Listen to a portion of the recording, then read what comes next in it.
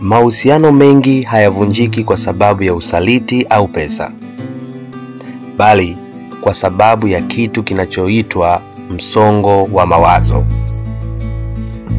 Wapenzi wengi hukutana na changamoto za kila siku, yani kazi, pesa au familia.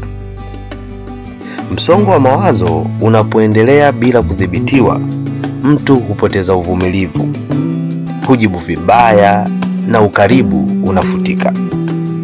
Msongo wa mawazo huathiri mawasiliano, uvumilivu na hata hamu ya tendo la ndoa au sex. Hali hii hupelekea ugomvi wa mara kwa mara na hatimaye kuvunjika kwa mahusiano.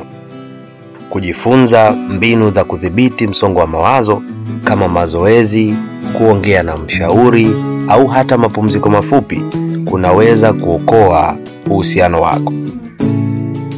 Sasa naomba nikuulize mpenzi msikilizaji, je, umewahi kuona msongo wa mawazo ukivunja mahusiano? Hebu tuambie kwenye comment hapo. Na kama unataka kujua dalili kwamba uhusiano wako unaharibu afya yako ya akili, basi angalia video ijayo na usikose kabisa. Lakini pia subscribe sasa kwenye channel yetu ili uendelee kupata maarifa na elimu kuhusiana na mahusiano na msongo wa mawazo.